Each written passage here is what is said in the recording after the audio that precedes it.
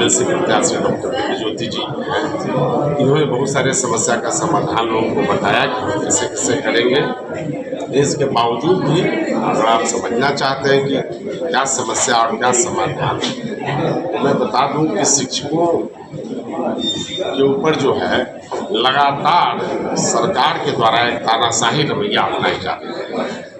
लगातार कोई ये नहीं हम कहें कि वर्तमान में और 10 साल और 20 साल लगातार शिक्षकों के साथ तानाशाही रवैया अपनाई जा रही है। जो भारत जिस शिक्षा पद्धति के लिए जाना जाता रहा है, जिस गुरुकुल शिक्षा की संस्कृति दुनिया को भारत के माध्यम से मिला, वहाँ तो गुरुकुल की शिक्षा तो समाप्त हो ही गई, लेकिन अगर शिक्षक कुछ सैद्धांतिक स्तर पर उस तरह की शिक्षा देने का प्रयास कर रहे हैं तो उनको 10-12 गैर शैक्षणिक कार्य में लगा करके जो उनके वक्त को, उनके मेरिट को, उनके एनर्जी को जो क्षय कराया जा रहा है, हम उसको निजात दिलाएंगे, ये आपको विश्वास दिलाते हैं ज्योति जी के नेतृत्व। दूसरा, पेंशन जो बंद कर दिया गया है राज्य सरकार के द्वारा, पेंशन योजना को हम हर हालत में लागू करवा दे, चाहे इसके लिए हम तमाम समर्पित शिक्षकों को जान क्यों न देना। पेंशन योजना को लागू कराएंगे ही कराएंगे जो इन्होंने बंद किया है। आप देखिए, ये सरकार आई यही आश्वासन पर कि हम शिक्षा के क्षेत्र में बहाली लाएंगे और भी कई चीज़ों में बहाली लाएंगे, और बहाली का पद खाली है, पद ऐसा नहीं कि रिक्ति नहीं है, हर स्कूल में रिक्ति है, हर स्कूल में आवश्यकता है, लेकिन वो टाल रही है, टीचरों को बेवकूफ़ बना रही है। टीआर-4 के द्वारा जो भी हमारे अभ्यर्थी जो क्वालिफाई कर चुके हैं, ये उनके साथ अन्याय है, और जब भी वो अपना डिमांड रखते हैं तो उनको लाठी चार्ज करके उनके आवाज़ को दबाने की कोशिश की जाती है। जब तक इनको वोट लेना था तो सभी का वोट लेने के लिए हर तरह का आश्वासन, हर तरह का मैनिफेस्टो का एजेंडा देख लीजिए, उसमें सारा तरह का आश्वासन है, और अभी सरकार बने हुए इतना समय हो गया लेकिन अब कोई योजना नहीं है।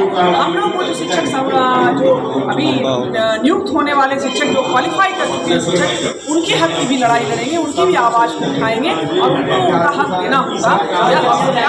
सरकार हमेशा से शिक्षकों के साथ, यहाँ की शिक्षा व्यवस्था के साथ शोषण करती आई है, अन्याय करती आई है, इसका जवाब उनको देना पड़ेगा। जनता को जागना पड़ेगा, शिक्षकों को जागना पड़ेगा, और जाकर वो अपने हक की लड़ाई लड़ेंगे। हमें जहाँ भी उनकी लड़ाई के लिए आप शामिल हैं, बिल्कुल लड़ाई साथ एकदम हर पल खड़े हैं, हर उनकी आवाज़ को उठाने का काम करेंगे, उनके साथ कदम से कदम मिलाकर उनके संघर्ष को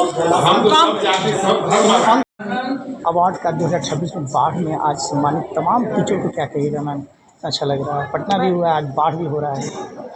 ये ग्लोबल आइकॉन अवार्ड जो अभी आज पाँचवां सीजन था आज बाढ़ प्रबंधन के लिए, और यहाँ अभी बाढ़, मोकामा, बख्तियारपुर, अठमलगोला, फतुहा, बहुत जगह से इसके सारे सरकारी प्राइवेट विद्यालय, महाविद्यालय के प्राचार्य, शिक्षकगण, महिला शिक्षिकाएं भारी संख्या में आज भी यहाँ उपस्थित हुई थी। तो इससे आपको एक तो पता चला होगा कि शिक्षकों का बहुत झुकाव है, जो सम्मान समारोह के लिए किया जा रहा है, उन्हें बहुत ही उसके लिए वो मतलब उत्सुक हैं, आ रहे हैं, संवाद कर रहे हैं। और इस प्लेटफॉर्म से मैं शिक्षकों को केवल यही संदेश देना चाहती हूँ कि आप शिक्षक समाज के सर्वोच्च व्यक्ति हैं, आपका सम्मान सर्वोच्च है। सरकारों ने जो आज तक आपकी उपेक्षा की है वह पीड़ादायक है, आपका शोषण हुआ है, और उस शोषण का जवाब आपको देना होगा।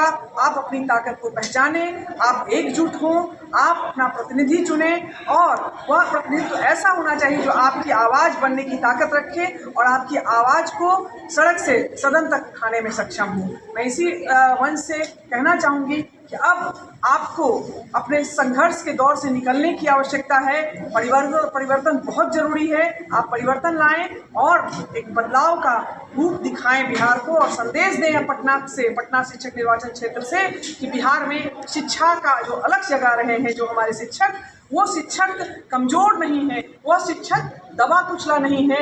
उनको मौका मिलेगा तो वह बहुत बेहतरीन करके दिखाएंगे और बिहार को की तस्वीर बदल कर रखेंगे।